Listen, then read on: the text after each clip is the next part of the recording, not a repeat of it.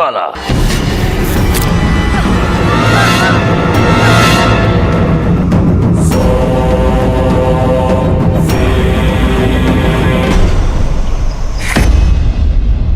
ಇದೇನಪ್ಪ ಇದು? ಒಳ್ಳೆ ಮಾಯಾ ಬಜಾರ್ ಸಿನಿಮಾ ಥರ ಇದೆ.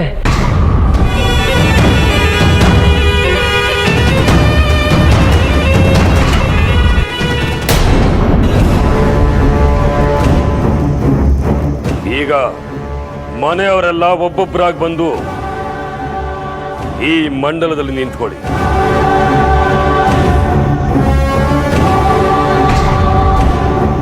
ಯಾಕಮ್ಮ ಅಮೃತ, ಒಳ್ಳೆ ಗಜಗಮನೆ ಥರ ನಿಂತ್ಬಿಟ್ಟೆ.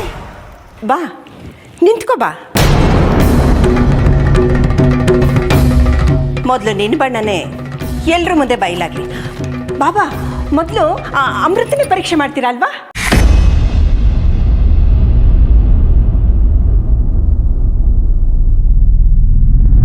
ಇಲ್ಲ,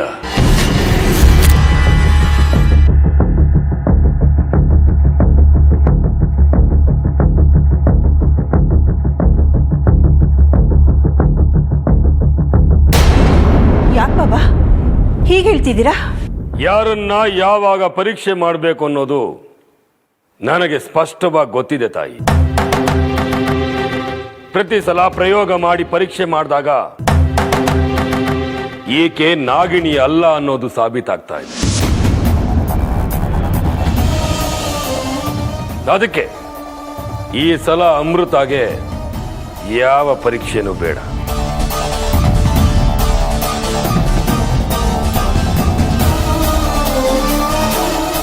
ಇನ್ನೊಂದು ಸಲ ಶಕ್ತಿಶಾಲಿಯಾದ ಪ್ರಯೋಗ ಮಾಡ್ತೀನಿ. ಈಗ ಅಮೃತನ ಬಿಟ್ಟು ಉಳಿದವರೆಲ್ಲ ಬನ್ನಿ. ಅಲ್ಲ ಬಾಬಾ, ಎಲ್ಲರ ಜೊತೆ ಅಮೃತನ ಪರೀಕ್ಷೆ ಮಾಡಿದ್ರೆ ಚೆನ್ನಾಗಿರ್ತಿತ್ತು. ನನ್ನ ಮನಸ್ಸಿಗೆ ಮೊದಲನೇ ಸಲ ಏನ್ ಅನ್ಸುತ್ತೋ ಅದನ್ನೇ ನಾನು ಮಾಡೋದು.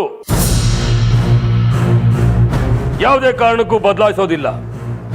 ತಾಯಿ, ನಿಮ್ಮ ಈ ಒತ್ತಾಯ ನನಗಿಷ್ಟ ಆಗೋದಿಲ್ಲ. ಅಮೃತನ ಬಿಟ್ಟು ಉಳಿದವರೆಲ್ಲ ಈ ಮಂಡಲದಲ್ಲಿ ಬಂದು ನಿಂತು ಹೋಗಿ. ಒಳ್ಳೆ ಮಾಯಾ ಬಜಾರ್ ಸಿನಿಮಾ ಥರ ಇದೆ. ಮೊದಲು ನಾನೇ ಹೋಗ್ಬಿಡೋಣ.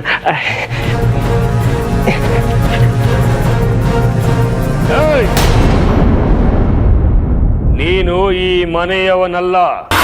ಕಡೆ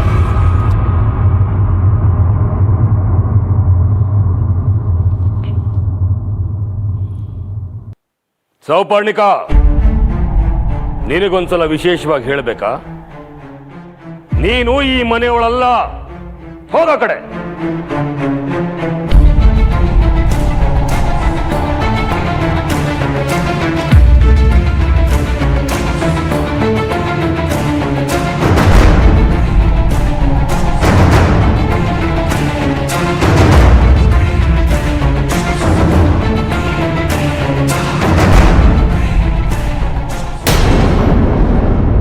ಅರ್ಜುನ,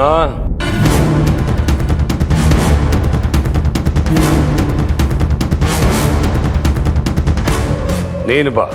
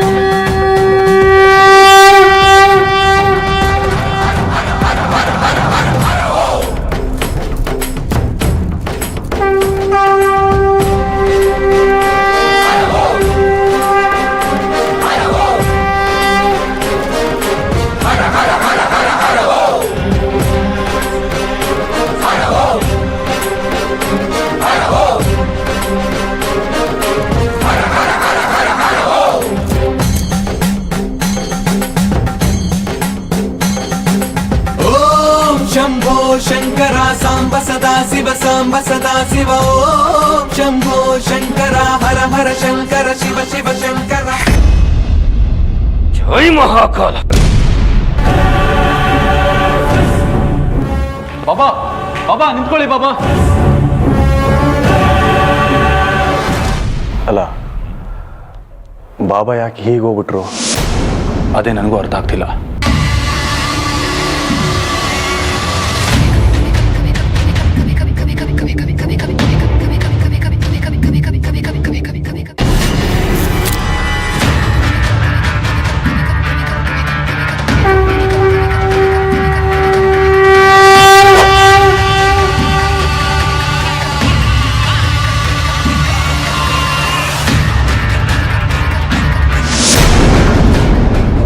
ಬಾಬಾ ಯಾಕೆ ಏನು ಹೇಳ್ದೆ ಕೇಳ್ದೆ ಹೀಗೆ ಬಂದ್ಬಿಟ್ರೆ?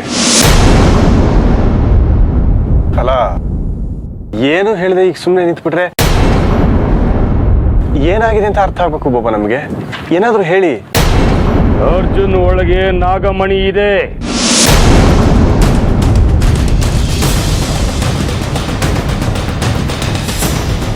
ಬಾಬಾ ಏನ್ ಹೇಳ್ತಿದ್ದೀರಾ ನೀವು? ಸತ್ಯನ ಅವತ್ತು ನಾಗಾರಣ್ಯದಲ್ಲಿ ಅರ್ಜುನ್ ನಾಗ ಆಗಿ ಬದಲಾದಾಗ ಒಂದು ಮಣಿ ಪ್ರಖರವಾಗಿ ಬೆಳಗ್ತಾ ಆ ನಾಗನ ಹೆಡೆ ಮೇಲೆ ಬಂತು. ಆದರೆ ಅದೇ ನಾಗಮಣಿ ಅಂತ ಅವತ್ತು ಗೊತ್ತಾಗ್ಲಿಲ್ಲ ನನಗೆ. ಏ ಮೂರ್ಖ, ನಾಗಮಣಿ ಎಷ್ಟು ದಿನ ನಿನ್ನ ಹತ್ರ ಇತ್ತು? ನಾಗಮಣಿ ಯಾವುದು ಬೇರೆ ಮಣಿ ಯಾವುದು ಅಂತ ಗೊತ್ತಾಗಿಲ್ವಾ ನಿನಗೆ? ಹಾ ಬಾಬಾ, ವಿಷ್ಣುಪುರದಲ್ಲಿ ನಾವು ನಾಗಿಣಿನ ಕಲ್ ಮಾಡೋದಕ್ಕೆ ಹೋದಾಗ ನಾಗಮಣಿನ ನುಂಗಿ ನಿಮ್ಮನ್ನ ಅಟ್ಟಾಡ್ಸ್ಕೊಂಡು ಬಂತಲ್ಲ, ಆ ದೈವಿ ನಾಗನೇನ ಅರ್ಜುನ್.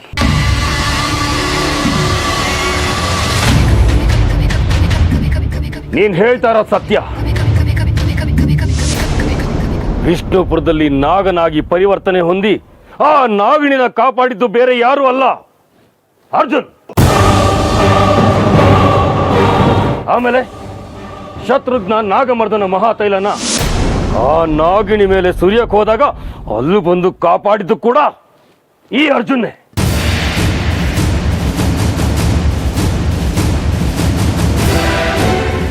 ನೀವು ಹೇಳಿದ್ದು, ನಾನು ಹೇಳಿದ್ದು, ನಾನು ನೋಡಿದ್ದು ಎಲ್ಲ ಸತ್ಯ ಬಾಬಾ. ಆದರೆ ನನಗೊಂದು ಅರ್ಥ ಆಗ್ತಾ ಇಲ್ಲ. ಈ ಅರ್ಜುನ್ನು ಹೇಗೆ ನಾಗಾಗಿ ಬದಲಾದ? ಇಷ್ಟು ಶಕ್ತಿ ಅವನಿಗೆ ಹೇಗೆ ಬರೋದಕ್ಕೆ ಸಾಧ್ಯ ಅನ್ನೋದು ನನಗೆ ಗೊತ್ತಾಗ್ತಾ ಇಲ್ಲ ಬಾಬಾ. ಏಯ್, ಪೆದ್ದನ್ ಥರ ಮಾತಾಡ್ಬೇಡ. ನನಗೂ ಅವನಿಗೂ ಏನೋ ಸಂಬಂಧ, ಇದು ನೆನಪಿರಲಿ ನಿನಗೆ. ಅಷ್ಟೇ ಅಲ್ಲ, ಆ ಮುದುಕಿ ಕೂಡ ನಮ್ಮ ಸ್ವಂತ ತಾಯಿ ಅಲ್ಲ ಅನ್ನೋದು ನೆನಪಿದೆ ತಾನೆ? ಇದೆ. ಅರ್ಜುನ್ ನಾಗ ಅಂತ ಗೊತ್ತಿದ್ದು ತ್ರಿವೇಣಿ ಅವನನ್ನ ನಮ್ಮ ಮನೆಗೆ ಕರ್ಕೊಂಡು ಬಂದ್ಲ ಅನ್ನೋ ಸಂದೇಹ ನನ್ನನ್ನು ಕಾಡ್ತಾ ಇದೆ. ನಮಗೆ ಕರ್ಣ ಇದ್ರು ಇವನನ್ನ ನಮ್ಮ ಮಗನಿಗಿಂತ ಹೆಚ್ಚಾಗಿ ಬೆಳೆಸಿದ್ವಿ. ಆದರೆ ಮುಂದೆ ಒಂದು ದಿನ ಇವನೇ ನಮಗೆ ಶತ್ರು ಆಗ್ತಾನೆ, ನನ್ನನ್ನು ಕೊಲ್ಲೋದಕ್ಕೆ ನಿಲ್ತಾನೆ ಅಂತ ಗೊತ್ತಿದ್ರೆ ಅವತ್ತೇ ಅವನ ಕಥೆನ ಮುಗಿಸ್ಬಿಡ್ತಾ ಇದ್ದೆ. ದೊಡ್ಡ ಶಿಖಾಮಣಿಗಳ ಥರ ಯೋಚನೆ ಮಾಡೋದನ್ನ ಬಿಟ್ಟು ಬಿಡಿ. ಹಿಂದೆ ಏನಾಯ್ತು ಅಂತ ಯೋಚನೆ ಮಾಡೋದಲ್ಲ ಈ ಸಮಯ, ಮುಂದೆ ಏನು ಮಾಡಬೇಕು ಅಂತ ಯೋಚನೆ ಮಾಡೋ ಸಮಯ. ನಾಗಮಣಿ ಅವನಲ್ಲೇ ಇರೋದ್ರಿಂದ ಯಾವಾಗ ಏನು ಬೇಕಾದರೂ ಆಗಬಹುದು. ಮೊದಲು ಅವನಿಂದ ಆ ನಾಗಮಣಿನ ಹೊರಗೆ ತೆಗಿ. ಹೌದು ಬಾಬಾ, ನೀವು ಹೇಳ್ತಿರೋದು ನಿಜ. ನಾಗಮಣಿ ಅವನ ಒಳಗಡೆ ಇರೋದ್ರಿಂದಾನೇ ಅವನಿಗೆ ಅಷ್ಟು ಶಕ್ತಿ ಬಂದಿರೋದು. ಅದನ್ನು ಹೊರಗಡೆ ತೆಗೆದ್ರೆ ಅವನು ಮಾಮೂಲಿ ಹಾವಷ್ಟೇ. ಹೌದು ಬಾಬಾ, ಅವನೊಬ್ಬ ಮಾಮೂಲಿ ಹಾವು ಅಷ್ಟೇ. ಅವನನ್ನು ಮುಗಿಸೋದು ಅಷ್ಟು ಕಷ್ಟ ಅಲ್ಲ.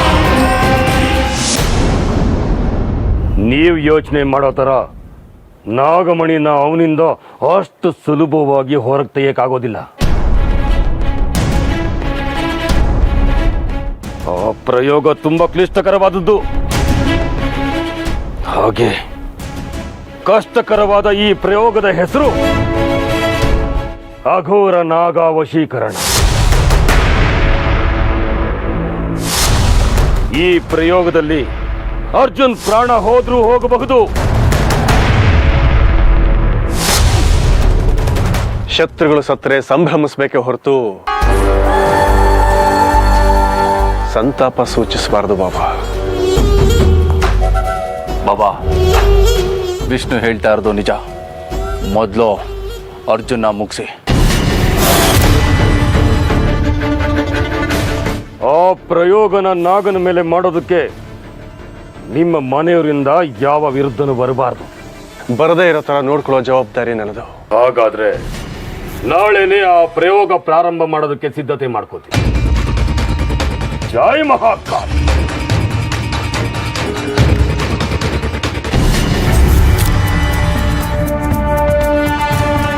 ಏ ಅರ್ಜುನ್, ಅವತ್ತು ನಾಗಾರಣ್ಯದಲ್ಲಿ ನನ್ನ ಕೈಯಿಂದ ತಪ್ಪಿಸ್ಕೊಂಡೆ ಅಲ್ವಾ? ಇವತ್ತು ಭೈರವ ಬಾಬರ ಕೈಯಿಂದ ಹೇಗೆ ತಪ್ಪಿಸ್ಕೊಳ್ತೀಯ ಅಂತ ನಾನು ನೋಡ್ತೀನಿ.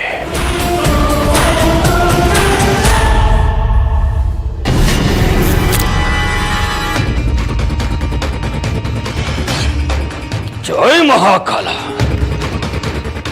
ನಾನು ಅಘೋರ ನಾಗ ವಶೀಕರಣ ಮಂತ್ರದಿಂದ ಅರ್ಜುನ್ ಒಳಗಿರೋ ನಾಗಮಣಿನ ಹೊರಗೆ ತೆಗಿತೀನಿ. ಆದ್ರೆ ನಾನು ನನ್ನ ರೂಪದಲ್ಲಿ ಹೋದ್ರೆ ಕೆಲಸ ಆಗೋದಿಲ್ಲ.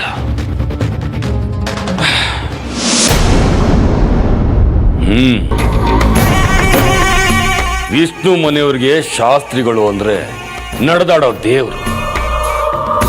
ಆ ಶಾಸ್ತ್ರಿ ರೂಪದಲ್ಲೇ ಹೋಗ್ತೀನಿ. ಜೈ ಮಹಾಕಾಲ್.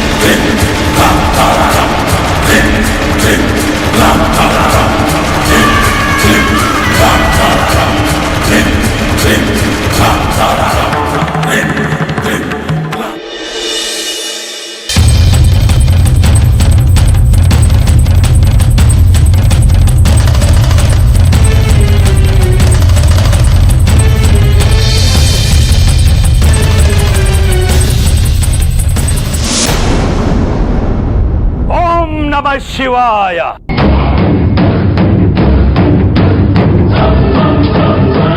ಓಂ ನಮಃ ಶಿವಾಯ.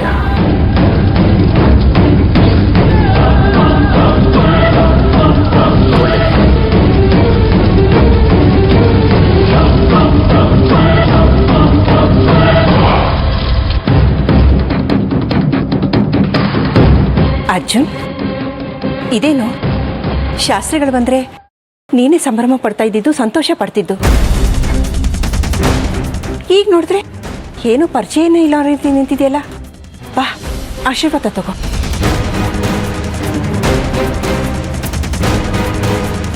ನಿನಗೆ ಹೇಳ್ತಾ ಇರೋದು, ಮನೆಗೆ ಹಿರಿಯರು ಬಂದ್ರೆ ಅವ್ರನ್ನ ಅಗೌರವದಿಂದ ನೋಡಬಾರ್ದು. ಹೋಗಿ ನಮಸ್ಕಾರ ಮಾಡು. ಇವನ್ ಯಾಕೆ ನನ್ನನ್ನು ಹಾಗೆ ನೋಡ್ತಾ ಇದ್ದಾನೆ? ಒಂದು ವೇಳೆ ನಾನೇ ಭೈರವ ಅನ್ನೋದು ಗೊತ್ತಾಗಿರ್ಬೋದಾ? ಸಾಧ್ಯನೇ ಇಲ್ಲ. ನನ್ನ ಮಾಯಾಶಕ್ತಿ ಮುಂದೆ ಅವನ ಶಕ್ತಿ ತೃಣಕ್ಕೆ ಸಮಾನ. ಅರ್ಜುನ್, ನಿನಗೆ ಹೇಳ್ತಾ ಇರೋದು, ಬಂದು ನಮಸ್ಕಾರ ಮಾಡು.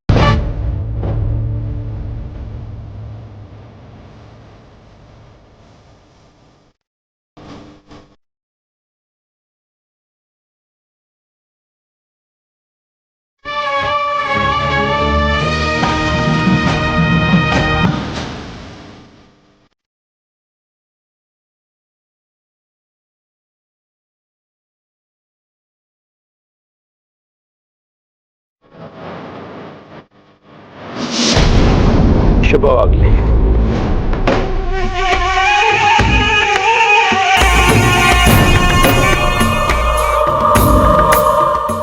ಶಾಸ್ತ್ರಿಗಳೇ, ಇದ್ದಕ್ಕಿದ್ದ ಹಾಗೆ ನೀವು ನಮ್ಮನೆ ಕಡೆ ಯಾವಾಗ ಎಲ್ಲಿಗೆ ಹೋಗಬೇಕು ಅಂತ ಆ ಶಿವನಿಂದ ಪ್ರೇರಣೆ ಆಗುತ್ತೋ ಆವಾಗ ನಾವಾಗೇ ಅಲ್ಲಿಗೆ ಹೋಗ್ತೀವಿ. ಹೊರಗೆ ನಿಂತು ಮಾತಾಡ್ತಾ ಇದ್ದೀರಲ್ಲ, ಒಳಗೆ ಬನ್ನಿ. ಬನ್ನಿ. ನಡಿ.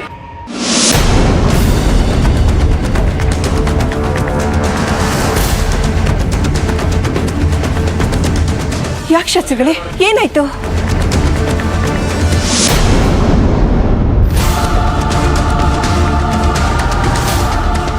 ಕ್ಷುದ್ರ ಶಕ್ತಿಯ ಔಪಾಸಕರು ಯಾರೋ ಬಂದು ಹೋಗಿರೋ ಹಾಗಿದೆ. ಹೌದು, ನಿನ್ನೆ ನಮ್ಮ ಮನೆಗೆ ಭೈರವ್ ಬಾಬಾ ಬಂದಿದ್ರು. ಅದರಿಂದ ಏನಾಯ್ತು? ಈ ಮನೆಯ ಮೇಲೆ ಕ್ಷುದ್ರ ಶಕ್ತಿಯ ಪ್ರಯೋಗ ಆಗಿದೆ. ಏನ್ ಹೇಳ್ತಾ ಇದ್ದೀರಾ ಶಾಸ್ತ್ರಿಗಳೇ? ಹೌದು ತಾಯಿ, ನಾನು ಹೇಳ್ತಾ ಇರೋ ಸತ್ಯ. ಅಂದ್ರೆ ಯಾರ ಮೇಲೆ ಶಾಸ್ತ್ರಿಗಳೇ? ಇನ್ಯಾರ ಮೇಲೂ ಅಲ್ಲ, ನಿಮ್ಮ ಮನೆಯ ಮಗ ಅರ್ಜುನ ಮೇಲೆ ಕ್ಷುದ್ರ ಶಕ್ತಿಯ ಪ್ರಯೋಗ ಆಗಿದೆ.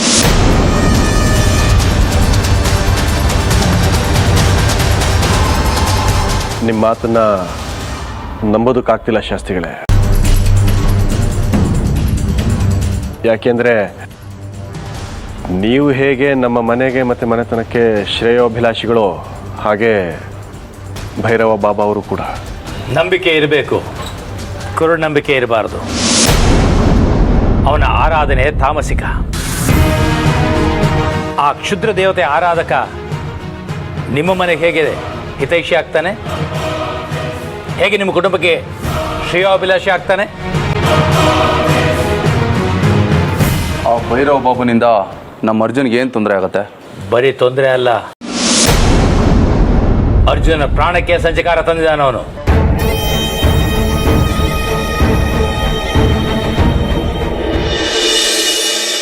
ಅರ್ಜುನ್ ಪ್ರಾಣಕ್ಕೆ ಸಂಚಕಾರ ಇದೆ ಅಂತ ತಾವು ಹೇಳಿದ್ಮೇಲೆ ನನ್ನಿದೆ ಹೊಡ್ಕೊಳ್ತಾ ಇದೆ. ದಯವಿಟ್ಟು ಆ ಭೈರವ ಬಾಬಾ ಅರ್ಜುನ್ ಮೇಲೆ ಮಾಡಿರೋ ಪ್ರಯೋಗನ ಹೇಗಾದ್ರೂ ಮಾಡಿ ನಿವಾರಣೆ ಮಾಡಿ. ಯಾರನ್ನ ನಂಬಬೇಕು ಯಾರನ್ನ ನಂಬಾರ್ದು ಅಂತಾನೆ ಗೊತ್ತಾಗ್ತಾ ಇಲ್ಲ. ಹಿತೈಷಿಗಳಾಗಿದ್ದವರು ಹಿತಶತ್ರುಗಳಾಗಿ ಬದಲಾಗ್ತಾ ಇದ್ರೆ ಏನ್ ಮಾಡೋದು ಶಾಸ್ತ್ರಿಗಳೇ? ಕ್ಷುದ್ರ ಶಕ್ತಿಗಳ ಆರಾಧಕರೇ ಹಾಗೆ ತಾಯಿ, ಸ್ವಾರ್ಥಿಗಳು ಅವರು. ಪರರ ದುಃಖದಲ್ಲೇ ತಮ್ಮ ಸಂತೋಷನ ಪಡೆಯೋರು. ನಾವು ಹಾಗಲ್ಲ, ಪರರ ಸಂತೋಷದಲ್ಲೇ ನಮ್ಮ ಸಂತೋಷವನ್ನು ಕಾಣುವಂಥವ್ರು. ಈಗ ನಮ್ಮ ಪಾಲ್ಗೆ ತಾವೇ ಗುರು ದತ್ತಾತ್ರೇಯ, ಹೇಗಾದ್ರೂ ಮಾಡಿ ನಮ್ಮ ಅರ್ಜುನ ಉಳಿಸ್ಕೊಡಿ.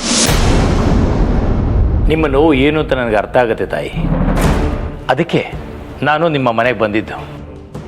ಅರ್ಜುನನ್ನ ಆ ಕ್ಷುದ್ರ ಶಕ್ತಿಯ ಪ್ರಯೋಗದಿಂದ ಕಾಪಾಡೋದು ನನ್ನ ಜವಾಬ್ದಾರಿ. ಅಷ್ಟು ಮಾಡಿ ಪುಣ್ಯ ಕಟ್ಕೊಳ್ಳಿ ಶಾಸ್ತ್ರಿಗಳೇ.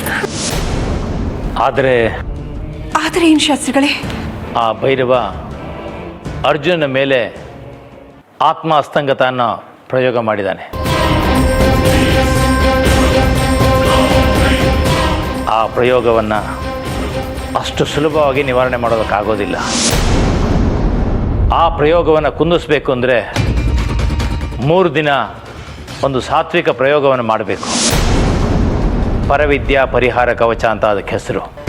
ನಾನು ಈ ಪ್ರಯೋಗ ಮಾಡುವಾಗ ಅದ್ಯಾಕೆ ಇದು ಏನು ಅಂತ ಕೇಳಬಾರ್ದು. ಇಲ್ಲ, ನಾವ್ಯಾರು ಏನೂ ಕೇಳೋದಿಲ್ಲ. ಹಾಗಾದರೆ ನಾನು ಈ ಕ್ಷಣದಿಂದನೇ ಪೂಜೆ ಪ್ರಯೋಗ ಶುರು ಮಾಡ್ತೀನಿ. ಮೊದಲು ಅರ್ಜುನ ಹೋಗಿ ಶುದ್ಧಿಯಾಗಿ ಬರಲಿ.